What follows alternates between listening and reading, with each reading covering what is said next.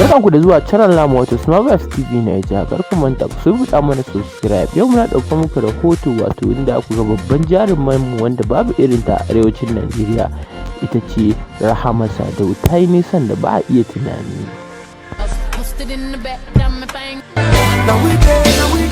Babban jaruman tamu wato Rahama Sadau babban aiki wato tare da Nollywood, babban jaruman wato Alex inda sun saki wasu zafin hotuna yadda ana fito akan cewa akwai wani abu tsakanin su, amma dukkan alama babu wani abu a tsakanin su, kawai aiki ne ya haɗa su.